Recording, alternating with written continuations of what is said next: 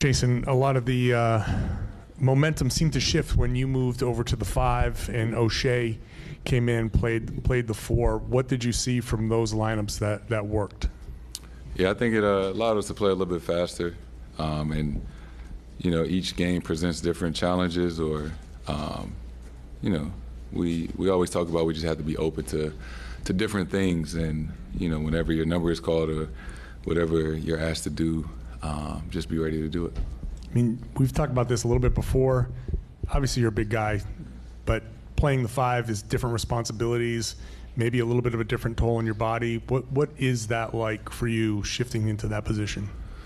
I mean, we got defensive principles that we follow, and it's just about being connected, communicating, and playing hard, essentially, and then going up and trying to get a rebound. Jayson, O'Shea was a plus 18 tonight. What did you see from him that made him so impactful, and how rewarding is it to see a guy that really hasn't seen many minutes this postseason take off like that? It was great, just the energy that he came in with on both ends, just finding a way to impact the game. And like you said, we see the stay ready group guys work and show up for us every single day. So I love when they're able to get their number called and get an opportunity to help us win a game. Jayson, did you speak with Jaylen before the game about being snubbed from the All-NBA teams? And if so, how do you think it impacted him tonight? No, we didn't talk about that today. During shoot-around, we just focused on winning the game tonight. We all felt like internally that he should have, made one of All-NBA teams. So it was a shame to see that he didn't.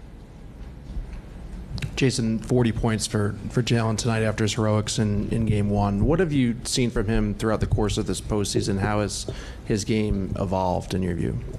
I think, the game is just slowing down for him more and more, finding ways to be effective, still while making the right play, and, just being himself, when we need him to.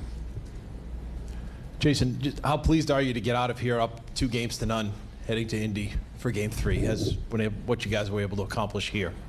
Yeah, I mean, winning is hard. Winning in the playoffs is tough. It never goes, I guess, how you expect it to. Each game is different in its own right. It did feel good to finally win a Game 2, especially at home. So, but we understand that New York was up 2-0 and they ended up losing that series. So, far from relaxed, but, you take a win whenever you get it. They play on offense with a lot of chaos. That's a word that's been used a lot. How did you feel tonight you guys have kind of been able to slow down and see through the chaos?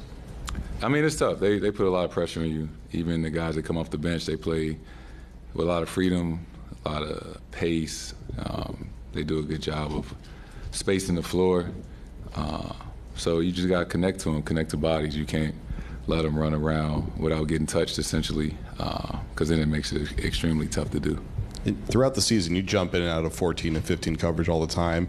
Changing coverages so much throughout the season, does it make it easier to adapt to how much you have to change with this team? I mean, short answer would be, yeah. We just practice it so much throughout the season that, and that's why we do it throughout the regular season.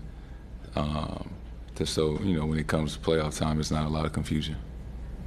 Jayson, how important is Jaylen's voice? Obviously, his play has been big, but his voice, becoming more vocal. I know, in one of the games you struggled early in the playoffs, he was like, Jayson found his rhythm. We got to see him find his rhythm even more. Has he kind of been in your ear for a lot of this playoff run, motivating you and pushing you? Like, what's his voice been like for you and the team? Yeah, I think it's important for every guy in that locker room to speak up, right? We all respect each other, and that comes from trust. We see the work that everybody puts in every single day and the growth from, whenever your first year here was until now, the growth and development of every single guy. And we have that environment where, everybody has a voice from the top guy to, the last man on the bench, right? We all in this together. You need to encourage somebody, do so if you see something that we're doing wrong, it's your job to speak up. And how does that help you when a guy like him does try to motivate you or anybody on the team, really, like you say? It's just like having 15 brothers or so, right? We all spend so much time together. We trying to accomplish something special, so we are all in this together. Last question to Abby. You mentioned JB, but what does it mean to you to make the All-NBA team in a third straight year? How gratifying is that after all the work that you put in?